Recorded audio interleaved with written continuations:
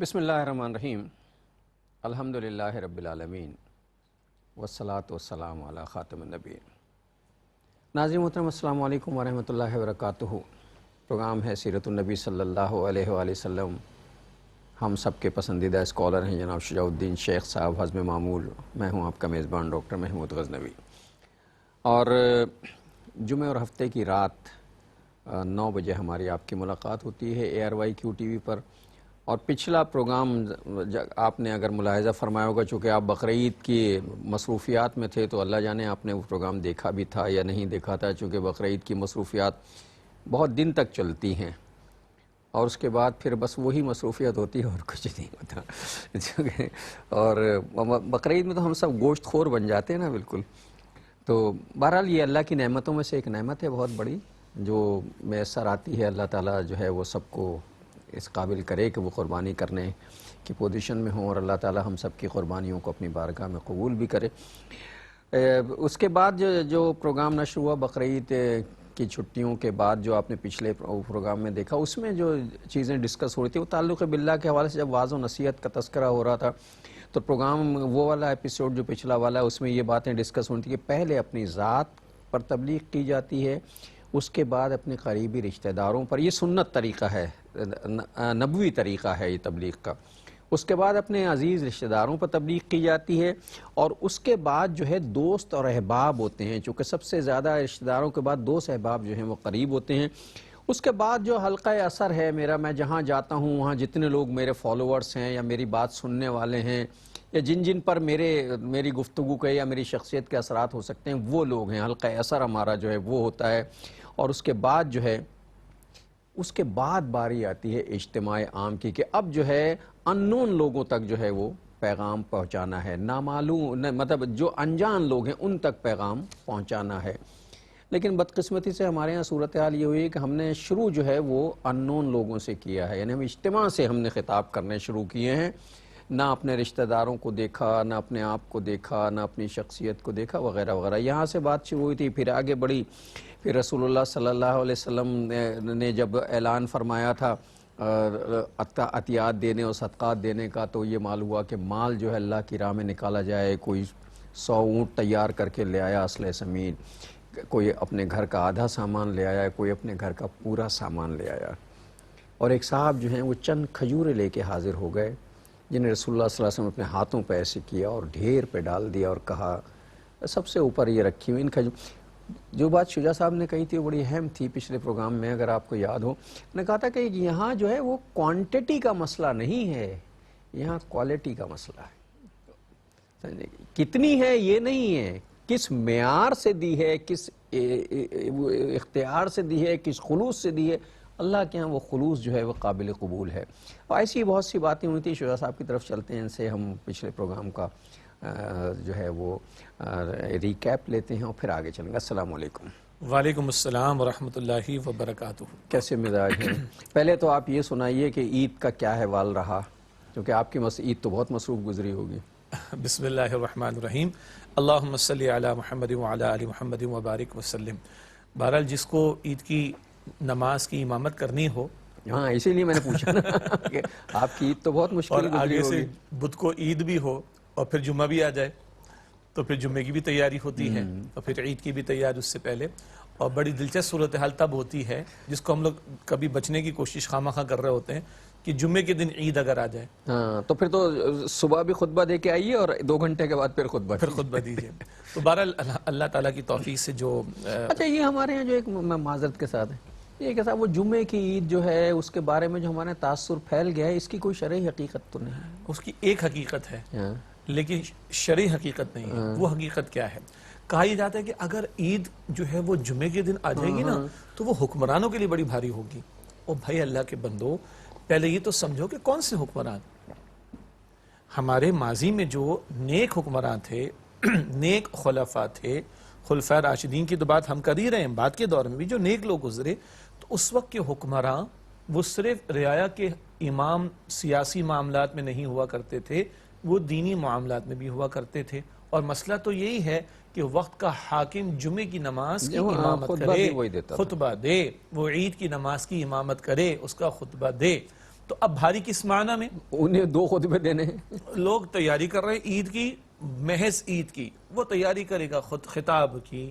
اچھا ہمارے جیسے ملک ہوں گے جہاں لوگوں کو عربی نہیں آتی تو اردو کی تقریر الگ ہوگی، عربی کا خطبہ مختصر وہ الگ ہوگا. پھر آپ کو پتہ ہے کہ عید کے خطبات میں تکبیرات بھی زیادہ ہوا اور کرتی وہ ہیں، اکثر وہ اس میں چوک ہو سکتی ہے. نماز میں بھی تکبیرات کا معاملہ. تو اس معنی میں تھا کہ وہ حکمران جو نیک ہوا کرتے تھے، صالح ہوا کرتے تھے، دین کی پیروی کرنے والے ہوا کرتے تھے، کہ اگر جمعے کے دن عید ہے تو صبح عید کی تیاری، اس کے لیے خطبہ، نماز وغیرہ، اور پھر تھوڑی دیر کے بعد جمعے کا خطبہ، اس کی تیاری اینڈ سو آن. اس مفہوم میں تھا. باقی شرعی طور پر یہ کوئی معاملہ نہیں ہے کہ عید، دیکھیے جمعہ تو مبارک دن ہے. مسلمانوں کی ہفتے وار عید ہے ایک معنی میں، ہفتے وار ہے. تو یہ تو دوہری عید ہو گئی. دوہری عید کا معاملہ ہو جائے گا اس کے اندر. تو ایک تو یہ بات ہوگی. تو الحمدللہ ایک تو اس تعلق سے جو بھی سعادت اللہ تعالیٰ نے عطا فرمائی، اور پھر جو قربانی کا عمل ہوا کرتا ہے اس کو پیش کرنے کا معاملہ. یہاں کراچی میں ہم رہتے ہیں، یہاں بھی اللہ کی توفیق سے پھر کچھ ہمارا ننیال کا معاملہ ہے، وہ اندرون سندھ میں ایک مقام پر ہے. وہاں کوشش یہ ہوتی ہے اللہ کی توفیق سے، اور بھی حضرات ہوتے ہیں کہ وہ پھر راہ خدا میں زیادہ سے زیادہ دینے والا معاملہ ایسے علاقوں میں جہاں واقعتاً کہا جا سکتا ہے کہ وہاں لوگ سال میں کبھی کبھاری گوشت کی شکل دیکھ پاتے ہوں گے. خیر، البتہ انٹرو میں جو آپ نے بیان فرمایا تھا، میں چاہتا ہوں اس کا ایک پہلو مثبت انداز میں بھی سامنے رہے. کھانا پینا کوئی حرج کی بات نہیں ہے، اور ایک دوسرا پہلو جس میں کوتاہی نظر آتی ہے، جس کی طرف بھی آپ نے بڑے سادہ اور دبے الفاظ میں اشارہ کر دیا، تو میں چاہتا ہوں دونوں باتیں سامنے آ جائیں. یقیناً عید الاضحیٰ کا دن اور پھر 11، 12، 13 ذی الحجہ، یہ 4 دن ہیں. یہ 4 دن کھانے پینے کے ہیں. کس معنی میں؟ کہ ان 4 دنوں کا روزہ رکھنا منع ہے شریعت میں. ایک روزہ عید الفطر کا منع، ایک عید الاضحیٰ، اور عید الاضحیٰ کے بعد 11، 12، 13 ذی الحجہ. یہ کیا ہے؟ حضور نے خود فرمائے کھانے پینے کے ایام ہیں. معلوم ہوا کہ اتنے زاہد خشک بھی نہ بنے کہ بھئی ذبح کیا سب بانٹ دو، نہ بھائی خود بھی استعمال کرو، اپنے گھر والوں کو بھی کھلاؤ، اپنے دوست احباب کو بھی پہنچاؤ، اور غرباء تک بھی پہنچاؤ. اور اللہ نے کسی کو وسعت زیادہ دی ہے، اخلاص کے ساتھ حلال میں سے خرچ کرتا ہے، وہ تھوڑا رکھتا ہے، اکثر وہ راہ خدا میں دیتا ہے. بہت اچھی بات ہے. تو ایک تو یہ پہلو کہ یہ کھانے پینے کے ایام ہیں، کھائیں پیئیں، اللہ کی نعمت سے استفادہ کریں. لیکن بھائی زیادتیاں تو نہ کریں. وہ قرآن پاک کہتا ہے نا، کلو وشربو ولا تسرفو، کھاؤ اور پیو، اسراف تو نہ کرو. اب اخبار میں آپ نے بھی خبریں پڑھی، ہم نے بھی پڑھی، ہزاروں لوگ ہاسپٹل پہنچے ہوئے بس یار خوری کی وجہ سے. اتنا ٹھوسا ہے، اتنا ٹھوسا ہے، اتنا ٹھوسا ہے کہ اب اس کو اتارنے نکالنے کے لیے ہاسپٹل پہنچنا پڑ رہا ہے. اصل میں ہاں یہ دوسرے یہ کہ ناظرین ویسے ہی ایک بات ہے، گوشت کھانا ویسے بھی کوئی آج کے زمانے میں کوئی بہت پسندیدہ بات نہیں ہے. ڈاکٹر وکٹر بھی منع کرتے ہیں کہ گوشت ذرا کم کم کھایا کرو. اب ظاہر ہے وہ پورے سال کی کسر نکال لیں گے تو پھر مناسب نہیں ہے نا. یعنی اعتدال کا معاملہ ہو. ہم نے قربانیاں پیش کی، الحمدللہ اللہ قبول فرمائے. اخلاص ہو، حلال میں سے ہو، اللہ قبول فرمائے گا انشاءاللہ. خود بھی کھاؤ، دوسروں کو بھی کھلاؤ. ایک تو بات یہ ہو گئی کہ خود ان ایام میں اللہ تعالیٰ نے اپنے رسول علیہ السلام کے ذریعے ہمیں منع فرما دی کہ روزے نہیں رکھنے، وہ یہ کھانے پینے کا ایام قرار دے دیے گئے. دوسرا پہلو یہ ہے جس کی طرف آپ نے اشارہ بھی کیا، وہ یہ ہے کہ بھائی اللہ کی اس نعمت میں دوسروں کو بھی شریک کرو. ہمارا وہ لوگ ہیں، اللہ کا احسان، اللہ کی نعمت، اللہ کا فضل. بھائی میں تو صاف کہتا ہوں، میں بڑے آرام سے ٹھنڈے ماحول میں بیٹھ کر بات کر رہا ہوں. میرے فریج میں آئٹمز بھی رکھے ہوئے، میرے بینک اکاؤنٹ میں پیسے بھی ہیں، میرے بچوں کا پیٹ بھرا ہوا، میرا پیٹ بھرا ہوا، بہت آرام سے باتیں کر رہا ہوں. ذرا ان لوگوں کے بارے میں غور و فکر کیجئے کہ جن کو 3 وقت، آج تو 3 وقت کھانا ہی پڑ رہا ہے نا ہمیں، حالانکہ 2 وقت بھی کافی ہوتا ہے، جن کو کبھی میسر ہی نہیں آتا. یہ وہ لوگ ہیں کہ جن کو زیادہ پہنچنا چاہیے. اچھا ایک غلط فہمی یہ بھی ہے کہ وہ 3 حصے کرنے چاہیے تو بالکل برابر کے 33.33%. ایسا کچھ نہیں ہے بھائی. آپ اور میں پورا سال بڑے کا بھی گوشت کھاتے ہیں، چھوٹے کا بھی کھاتے ہیں، مچھلی بھی کھاتے ہیں، مرغی بھی کھاتے ہیں، سب کچھ کھا رہے ہیں. تو بقدر ضرورت آپ استعمال کیجئے اور ان کو زیادہ پہنچائیے اگر آپ کو وسعت اللہ نے دی ہے کہ جن تک نہیں پہنچتا. اور بعض اوقات ہو سکتا ہے کسی کا اپنا گھر اتنا بڑا ہو کہ سب لوگوں پر قربانی واجب نہ ہو، افراد زیادہ ہیں تو وہ اپنے گھر میں زیادہ رکھ لے گا. بعض لوگوں کے پڑوس میں زیادہ مستحقین ہوں گے تو شاید اوروں کے مقابلے میں پڑوسی کو دے دے گا.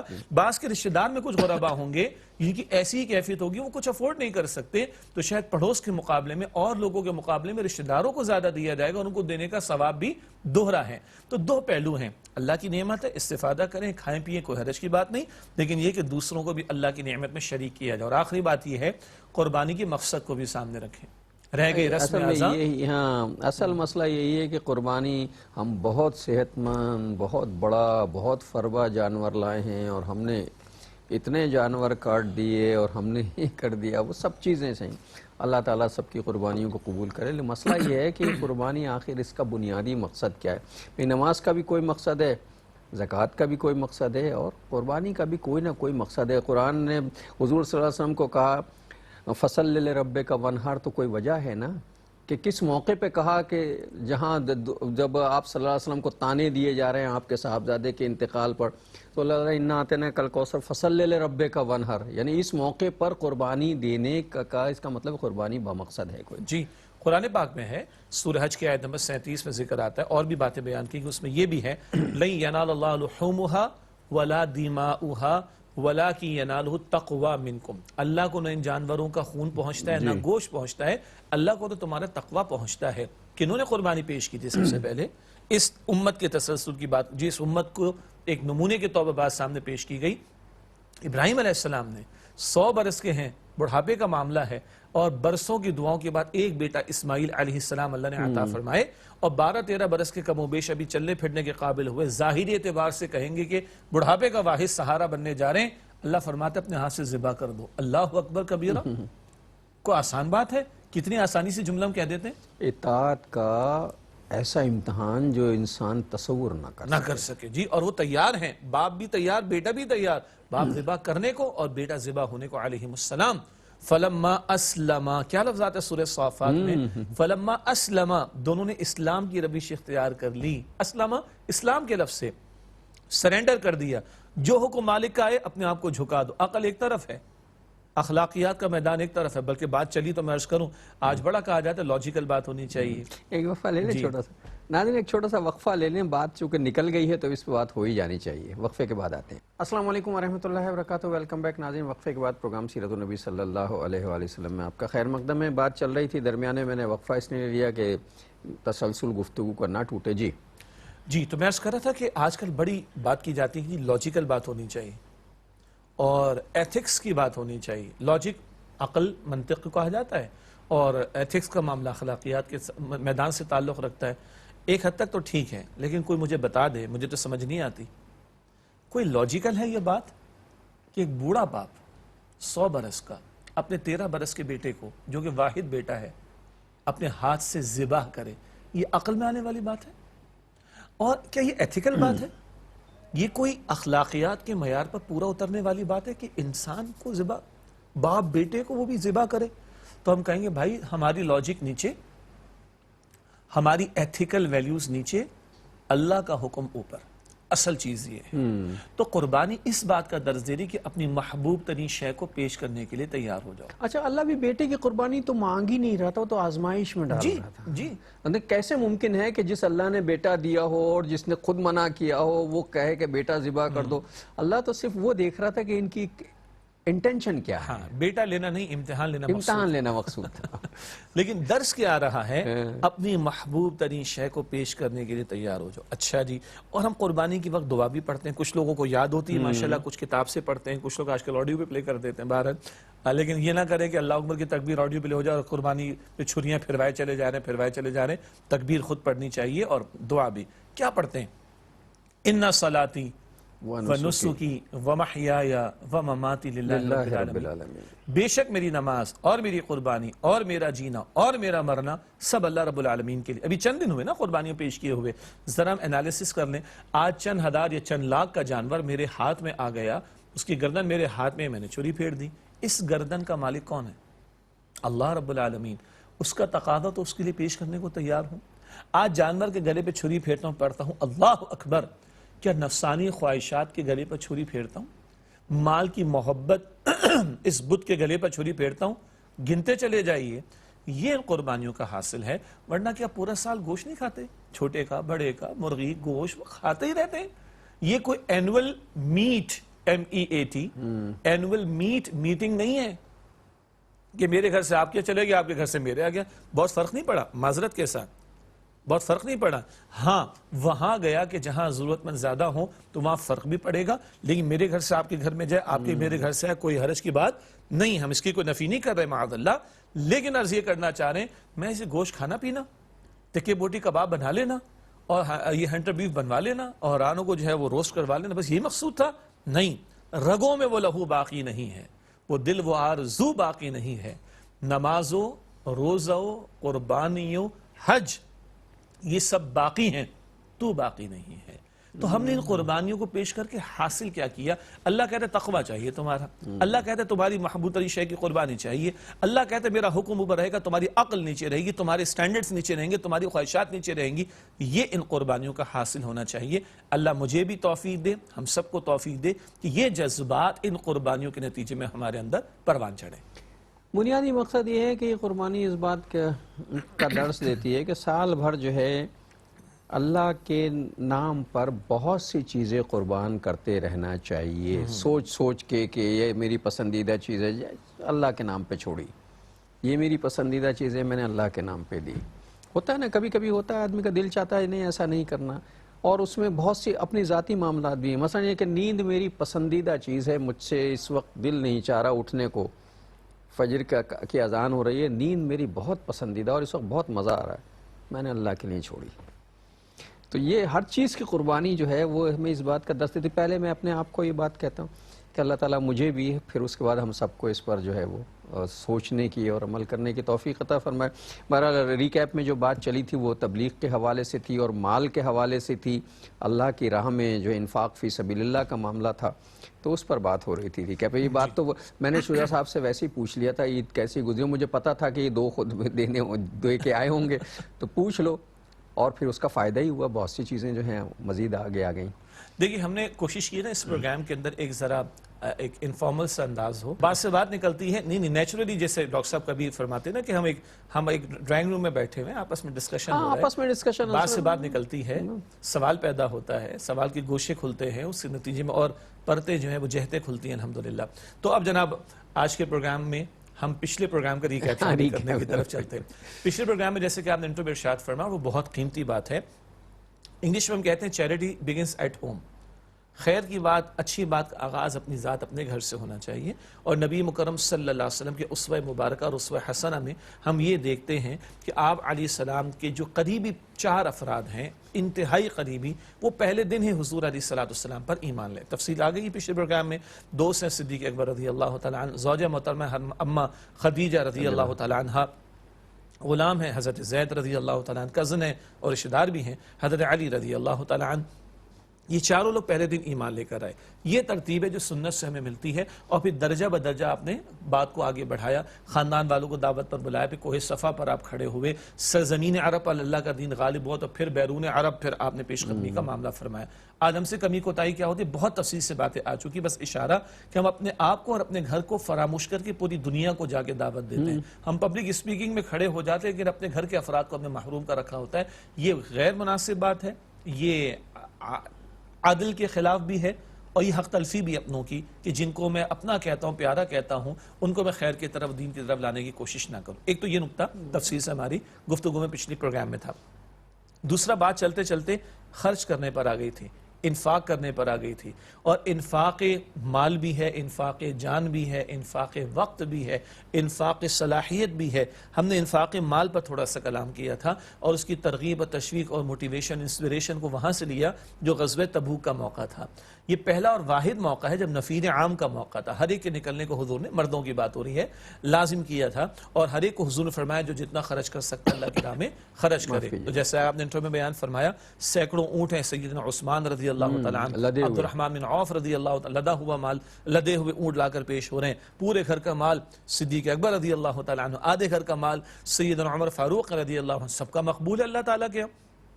ایک صحابی ہیں, رات بھر ایک یہودی کے باغ میں محنت مزدور، ان کی چند کھجوریں ملی، گھر میں فاقہ بھی تھا، کچھ گھر میں دی، تھوڑی سی لے کر آئے، بڑے پریشان ہوئے، اس ڈھیر کے سامنے اس کی کیا حیثیت، اور ڈھیر بھی قیمتی ہے، قیمتی ترین لوگوں کا ہے، لیکن اللہ کے نبی علیہ السلام نے ان کے ہاتھوں سے لے کر اپنے مبارک ہاتھوں میں لی اور وہ کھجور اس ڈھیر کے ٹاپ پر رکھ دی حضور علیہ السلام نے، جسٹ ٹو شو کہ اس کی کیا اہمیت ہے اللہ تعالیٰ کی نگاہوں میں۔ تو وہ جو آپ نے انٹرو میں الفاظ استعمال فرمائے کہ اللہ کے ہاں کوانٹٹی میٹر نہیں کرتی، کوالٹی میٹر کرتی ہے، اخلاص ہے اور رات بھر کی محنت ہے، گھر کا فاقہ بھی تھوڑی وہاں بھی دی اور راہ خدا میں لا کر خرچ کر رہے ہیں۔ تو ہم بھی بعض اوقات جو ینگسٹرز کے ساتھ ہم پروگرام کرتے ہیں، بہت سے بچے پاکٹ منی پر ہیں، وہ کہتے ہیں ہم کیسے خرچ کریں؟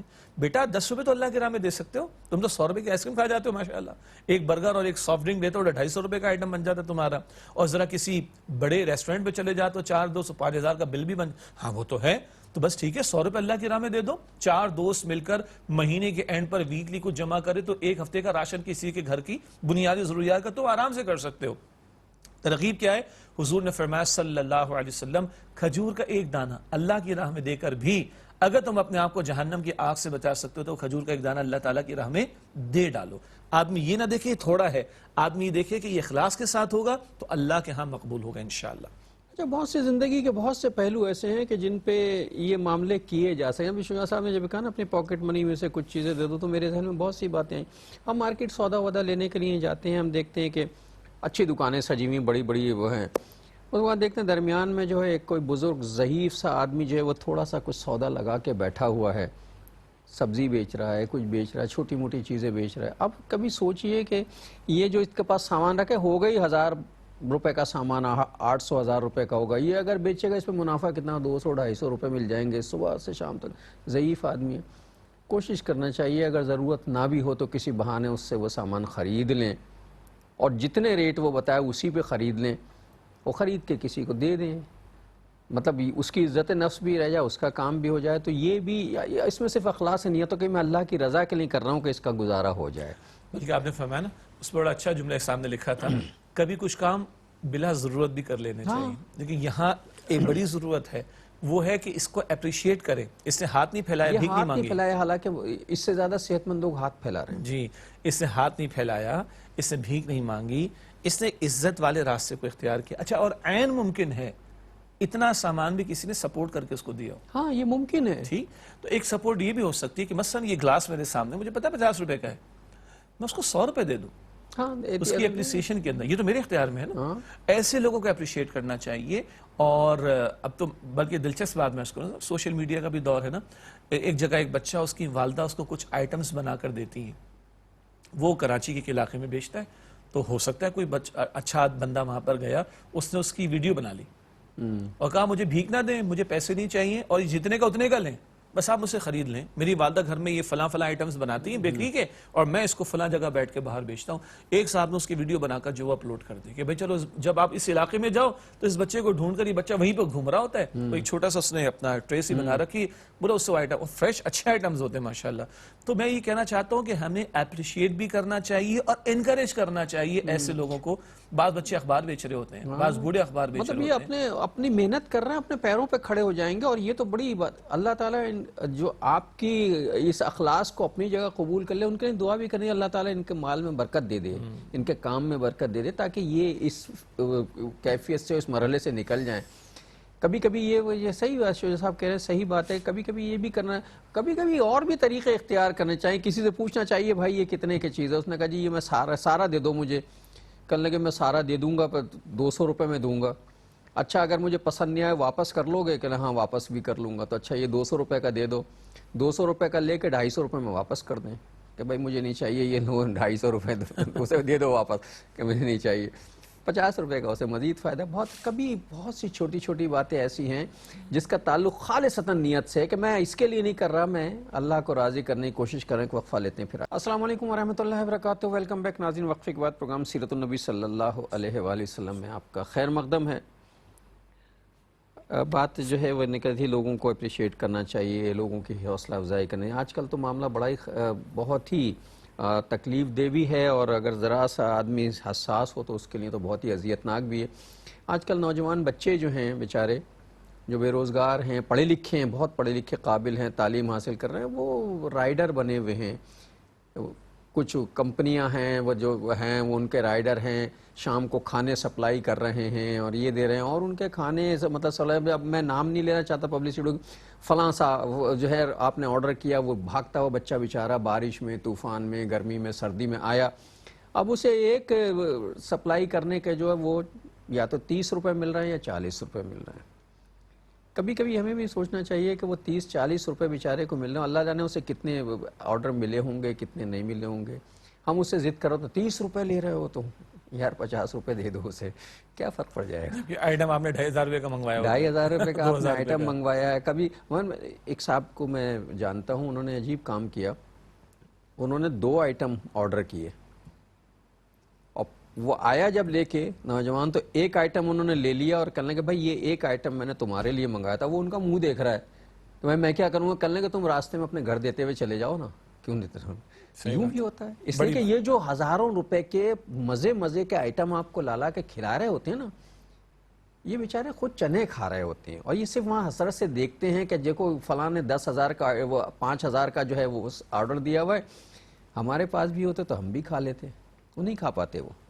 بارہ ہمیں ان چیزوں کو رواج دینا چاہیے، یعنی ضرورت مندوں کی ضرورت بھی پوری ہو، ان کی عزت نفس کو بھی برقرار رکھا جائے۔ بعض اداروں نے اچھا کام کیا کہ وہ اب بہت سارے ینگسٹرز کو کچھ ٹیکنیکل ہنر سکھاتے ہیں، اچھی بات ہے۔ بعض لوگ جو ہے وہ پیسوں کے بغیر بزنس کیسے سٹارٹ کیا جائے، چھوٹا موٹا بزنس، مطلب ٹوپیاں بنا لیں، آپ مسواک لے کے شروع کر دیں کام، مثال کے طور پر آپ کپڑے کے تھان لے کر سوٹ بنا کر اپنے خاندان میں اپنے کزنز وغیرہ کو بیچنا شروع کر دیں، بھائی تم مارکیٹ سے 1200 کا لے تو میں تمہیں 1100 کا دے دوں گا، تمہیں گھر پہ لا کر دے دوں گا۔ ایسے بہت سارے، اس کو انکریج کرنا ہے۔ کیوں؟ وہ جو اللہ کے نبی علیہ السلام کا طرز عمل ہمارے سامنے آتا ہے، کوئی صاحب آئے تو حضور نے پوچھا تمہارے گھر میں کچھ ہے، تو برتن تھے، برتن فروخت کرو، جاؤ یہ تھوڑے پیسے گھر پہ لے کر جاؤ، فاقہ دور کرو، اور اس سے کیا لے کر آؤ؟ کڑاڑا، اور اس کو حضور نے دستہ لگا کر پیش کیا، چند دن بعد وہ دینے والے بن گئے۔ تو اللہ کے نبی علیہ السلام نے یعنی مانگنے کو ڈسکریج کروایا، اور بندہ خود اپنے پیروں پر کھڑا ہو، عزت نفس کے ساتھ کھڑا ہو، اس کو حضور نے انکریج کیا۔ اصلاً تو یہ ریاست کی سطح پر کام ہونا چاہیے، جو لوگ بالکل ڈسیبل ہیں ریاست ان کی کفالت کرے، اور جو لوگ اس اعتبار سے مالی اعتبار سے کمزور ہو ان کو فیسیلیٹیٹ کریں تاکہ وہ اپنا پارٹ بھی پلے کر سکیں اکانومی کے اندر اور اپنی حاجات کو بھی پورا کر سکیں۔ ریاست نہیں کرے تو اداروں کو کرنا پڑتا ہے، حالانکہ ٹارگٹ تو وہاں پر ہونا چاہیے۔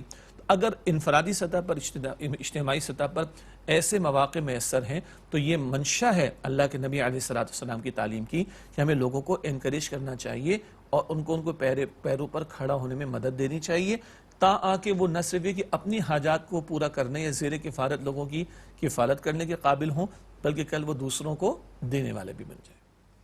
یہ بہت اچھی بات ہے، مطلب اب تو خیر میں نے دیکھا ہے جگہ جگہ، آپ نے بھی دیکھا ہوگا، گلی گلی، کوچے کوچے، فٹ پاتھ جو ہے وہ دسترخوان کا رواج آ گیا ہے۔ بہت اچھی بات ہے، کھانا کھلانا جو ہے حضور نے حکم دیا ہے کہ بھوکوں کو کھانا کھلاؤ، تو سنت کے مطابق کھانا کھلانا چاہیے، لیکن بھوکوں کو کھانا کھلانا چاہیے، مزید بھوکے پیدا نہیں کرنے چاہیے، بھوکوں کی پیداوار نہیں بڑھانی چاہیے، اس لیے کہ اس میں بھی منفی پہلو بھی نکالا۔ ہر چیز آپ کو تو آپ کے اخلاص نیت کا ثواب ملے گا، ہم بھوکوں کو کھانا کھلا رہے ہیں، لیکن اس کا ایک منفی پہلو بھی ہمارے ہاں ہے، اور وہی کہ جب لوگوں کو یہ پتہ چل جائے کہ مفت میں مل جائے کھانے کو تو پھر کون جائے کمانے کو، وہ صورتحال ہو جائے نا کہ بھئی مفت میں مل رہا ہے، وہ گئے جا کے کھانا کھایا اور آ کے بیٹھ گئے۔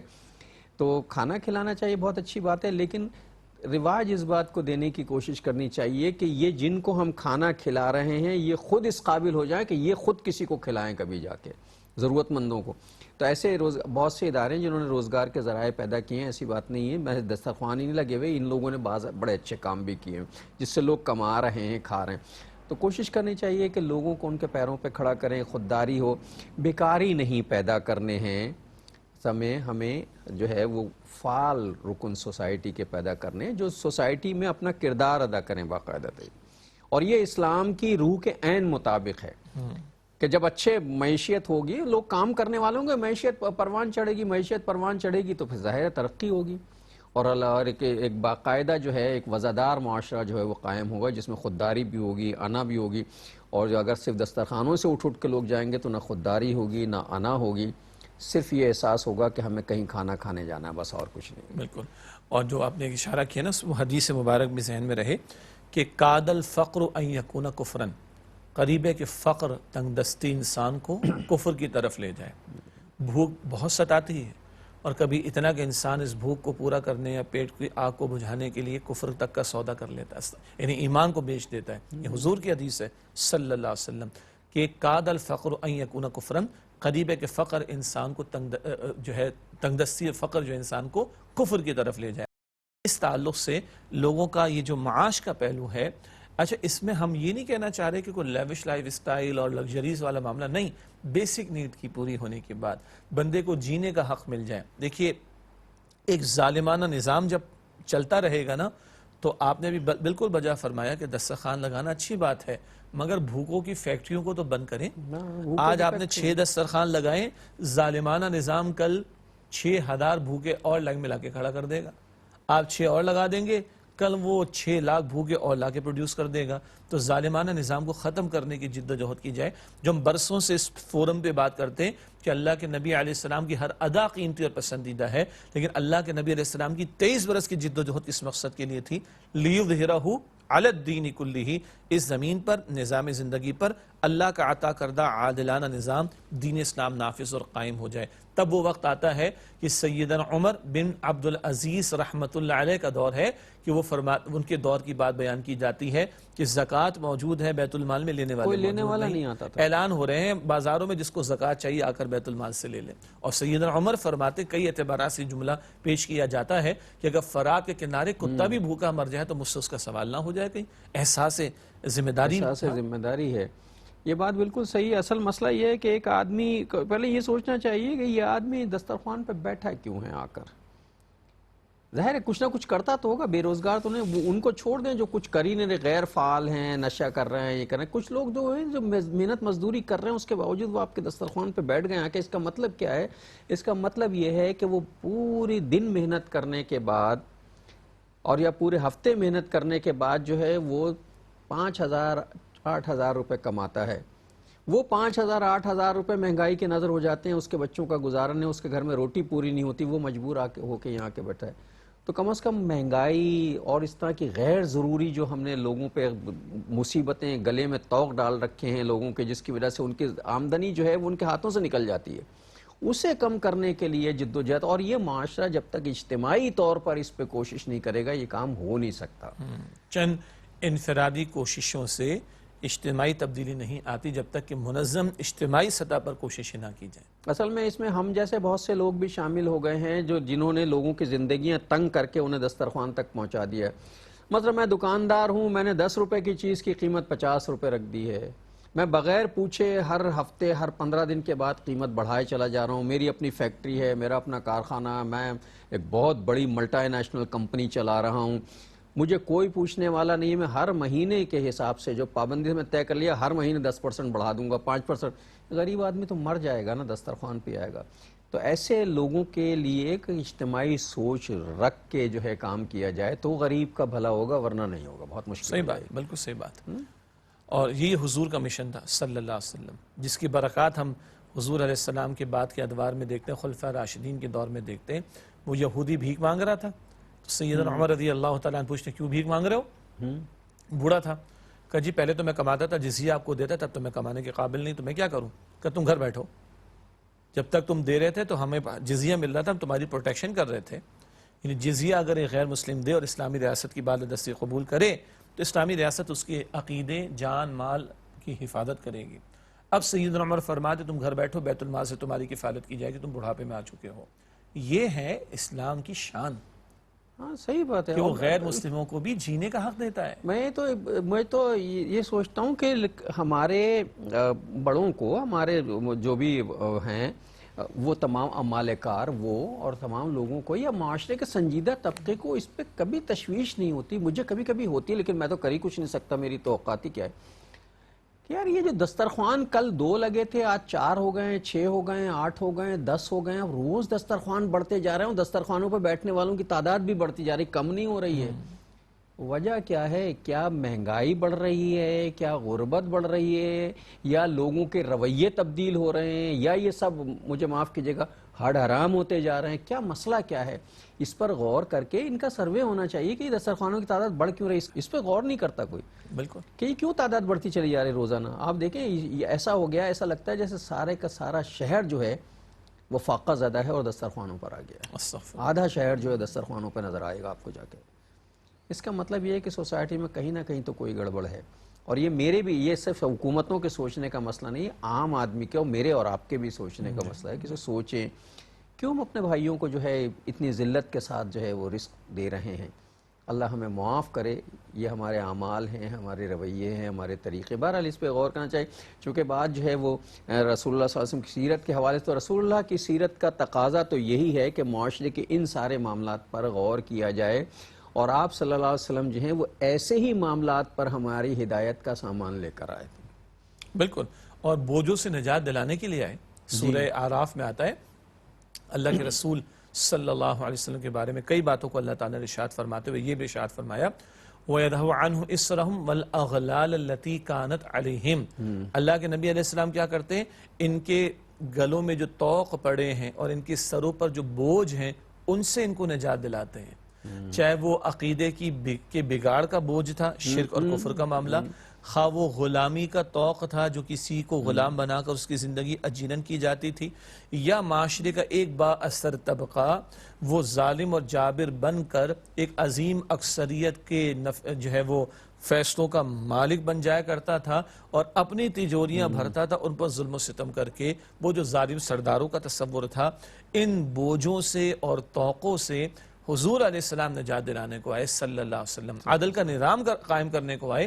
قرآن کے الفاظ ہے وَأُمِرْتُ لِأَعْدِلَ بَيْنَكُمْ، سورہ شورى کی آیت نمبر 15، اور مجھے حکم دیا گیا کہ میں تمہارے درمیان عدل کو قائم کر دوں۔ تو آج ظلم کے خاتمے کے لیے کھڑا ہونا ہم امتیوں سے تقاضا ہے، کونوا قوامین بالقسط، اے ایمان والوں قسط کے لیے، عدل کے نفاذ کے لیے، اللہ کے لیے گواہی دیتے ہوئے تم کھڑے ہو جاؤ، احتیاط کے ساتھ کھڑے ہو جاؤ۔ اس کا مطلب احتجاج کرنا نہیں ہے، اس کا مطلب ہے ایک نیک نیتی کے ساتھ جو ہے اس ظلم کے خلاف جو ہے وہ کھڑا ہونا چاہیے۔ آج کے پروگرام کا وقت ختم ہو رہا ہے، میں شوزہ صاحب سے حدیث ہدیہ کروا دوں، پھر انشاءاللہ اگلے پروگرام میں آپ سے ملاقات کریں گے۔ اللہ کے پیارے رسول صلی اللہ علیہ وآلہ وسلم نے ارشاد فرمایا ہے کہ صدقہ دینے سے مال کبھی کم نہیں ہوتا، اور سود کا انجام مفلسی کے سوا کچھ بھی نہیں ہے۔ یہ سنن ابن ماجہ شریف میں روایت ہے۔ کاش یہ بات ہماری سمجھ میں آ گئی ہوتی تو آج اتنے دسترخوان نہ لگے ہوتے۔ اللہ ہم پہ رحم فرمائے۔ اگلے پروگرام تک کے لیے جناب شجاع الدین شیخ اور اپنے میزبان ڈاکٹر محمود غزنوی کو اجازت دیجیے۔ اللہ نگہبان، والسلام علیکم ورحمۃ اللہ وبرکاتہ۔